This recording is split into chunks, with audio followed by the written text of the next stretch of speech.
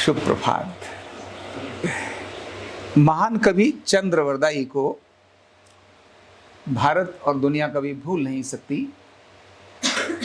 एक ऐसा कवि जो अपनी स्वामी भक्ति के लिए भी जाना जाता है और अपनी कविता के लिए भी बहुत ही जिसका नाम विख्यात है।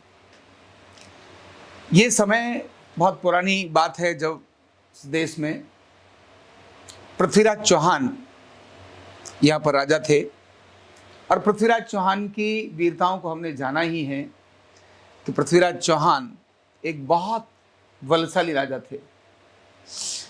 उस समय पर मुगलों के आक्रमण भारत पर हो रहे थे। गौरी और गजनी ऐसे आक्रमणों का क्रम कंटिन्यू चल रहा था। तो उस समय पर यह जो एक सामान्य सा व्यक्ति जो भी कहीं कुछ कविताएं कहता था, पृथ्वीराज चौहान का इनका साथ मिला तो पृथ्वीराज चौहान को ये भागे। उनको लगा कि ये कवि बहुत अद्भुत है और पृथ्वीराज चौहान ने उनको अपने साथ हर समय रखना शुरू कर दिया। यानी शिकार पर जा रहे हैं तो भी चंद्रवरदाई को साथ लेकर जा रहे हैं। अगर कहीं किसी पारिवारिक फंक्शन में जा रहे हैं तो वहां भी लेकर जा रहे हैं, किसी अन्य जगहों पर भी लेकर जा रहे हैं, युद्ध में जा रहे हैं, कहीं भी लेकर जा रहे हैं, वो चंद्रवरदाई को साथ लेकर ही जाते थे। यानी चंद्रवरदाई और पृथ्वीराज चौहान का एक बहुत अच्छा तालमेल और ट्यूनिंग हो गई थी। चंद्रवरदाई की समय समय पर आने वाली उन कविताओं को, उन पद्य को, उन गीतों के कारण से पृथ्वीराज चौहान को बहुत आनंद भी होता था और बड़ा उत्साह भी मिलता था। पृथ्वीराज चौहान के जोश में जोश भर देने का काम चंद्रवरदाई अपनी कविताओं से करते थे। दो प्रकार की कविताएं वो ज्यादा लिखते थे, एक वीर रस और एक श्रृंगार रस। श्रृंगार रस में भी वो अद्भुत बहुत जबरदस्त कविताएं लिखते थे और वीर रस की भी कविताएं लिखते थे।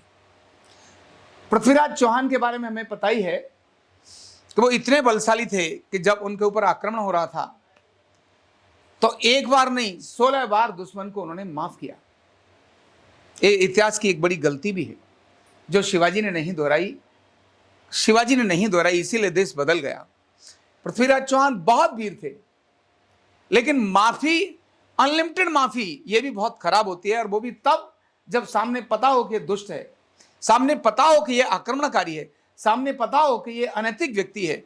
तो अनैतिक व्यक्ति को, दुष्ट व्यक्ति को माफ करना यह भी अपने आप में एक दुष्टता ही होती है, अच्छा नहीं होता है, क्योंकि वह कभी ना कभी तो पलट कर बार करेगा ही।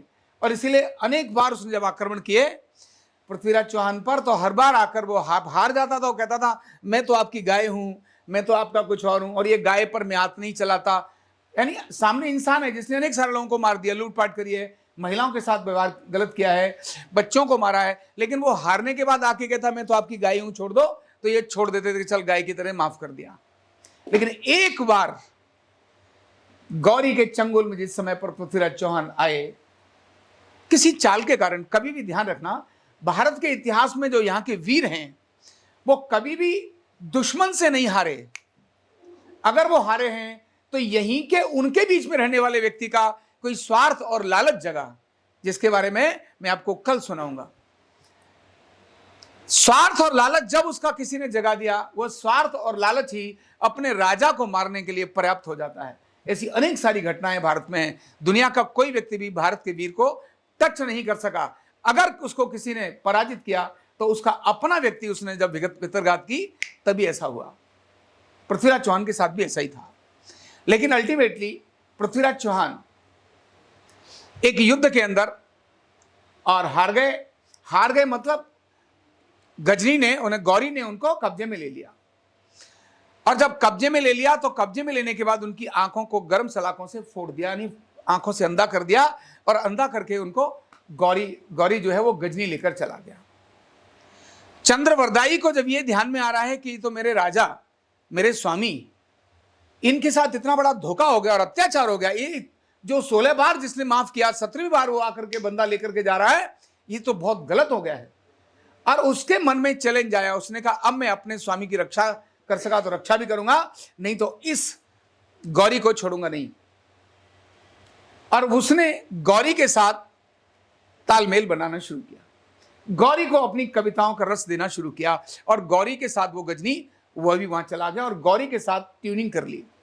और एक दिन गौरी को उन्होंने कहा कि तुम जानते हो जिसको लेकर आए हो ये शब्द वेदी बाण चलाना जानता है, आप अपने यहां गजनी के लोगों को दिखाना है तो इसका नाटक दिखाइए कैसे शब्द वेदी बाण चलाता है। गौरी को यह समझ में आया, उसको लगा अच्छा अब तो मैं बंद करके ले ही आया हूं, अब तो इस पिंजड़े में रहता है, अब तो इसको हम सताते हैं, कोई दिक्कत ही नहीं है, अब क्या करेगा, कुछ तो है नहीं इसके हाथ में। तो एक मैदान के अंदर एक कार्यक्रम का आयोजित किया गया और दूर घंटा रखा। पृथ्वीराज चौहान को 3 बाण दिए कि लो ये लो, तुम जरा 1 घंटे की आवाज पर लगाना। और दूर बैठकर वो जो गौरी था वो दूर एक बहुत ऊंची जगह जाकर शांत होकर के जहां थोड़ा सा नजर आ रहा हो ऐसे जाकर वहां बैठ गया और वहां से उसने नजारा देखना चाहा। यानी वो भीड़ का हिस्सा नहीं था। पृथ्वीराज चौहान की आंखें नहीं थी, फोड़ दी थी, पूरा शरीर उनका लहूलुहान, और क्योंकि मारते तड़फाने का काम तो करते ही थे। जैसे ही घंटा एक तरफ बजा, पृथ्वीराज चौहान को तीर दिया, बाण दिया, और जैसे घंटा बजा ठक से पृथ्वीराज चौहान ने घंटे की आवाज पर अपना बाण मारा और घंटे में जाकर वो आवाज लगी। गलती से गौरी वाह ऐसे बोल गया। अभी जैसे ये वाह बोला तो पृथ्वीराज चौहान को भी समझ आ गया, और जो चंद्रवरदाई ने जो सोचा हुआ था, जिसकी प्लानिंग के तहत ये सारा कार्यक्रम किया गया था, उन्होंने तुरंत अपना एक उस समय पर दोहा गाया, जो दोहा इतिहास के अंदर बहुत बड़ा मशहूर है। और उसने कहा पृथ्वीराज चौहान को इंगित करते हुए, 4 बांस 24 गज अंगुल अष्ट समान, यानी पूरी दूरी नाप दी, हाइट कितनी है, 4 बांस 24 गज अंगुल अष्ट समान, ता ऊपर सुल्तान है मत चूके चौहान। जो कहते हैं ना मत चूके चौहान, आजकल बोलते हैं ना चौहान चूके मत, ये इसी चंद्रवरदाई के एक कविता से ही मत चूके चौहान चला है। तो जैसे ही उन्होंने कहा 4 बांस 24 गज अंगुल अष्ट समान, ता ऊपर सुल्तान है मत चूके चौहान, और वहां से वाह की आवाज आई चुकी थी। इसी समय पर पृथ्वीराज चौहान ने अपना बाण ऐसे इधर रखा, चंद्रवरदाई दूसरी तरफ है, बाण इधर है, और अगले पल बदलकर जैसे उधर जहां से आवाज आई थी बाण चलाया। गौरी को संभलने का मौका मिला नहीं और गौरी की गर्दन अलग हो गई। चंद्रवरदाई ने पृथ्वीराज चौहान के दुश्मन का, देश के दुश्मन का बदला लेकर के गौरी की हत्या उसके गजनी के अंदर ही करा दी।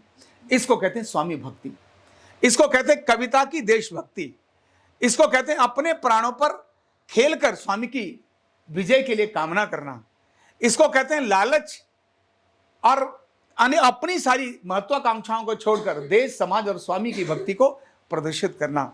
चंद्रवरदाई इसीलिए आज जब भी कभी युवाओं को चेताना हो, जब भी किसी राजा महाराजाओं के बारे में बात करनी हो या युवकों में जोश भरना हो, तो चंद्रवरदाई की कविताएं आज भी बहुत महत्वपूर्ण हैं। ऐसे श्रेष्ठ महाकवि चंद्रवरदाई हमारे लिए न केवल प्रेरणा है, अपितु हमें बहुत सारी चीज़ों को सिखाने के लिए भी एक मार्गदर्शक भी हैं। बहुत बहुत धन्यवाद।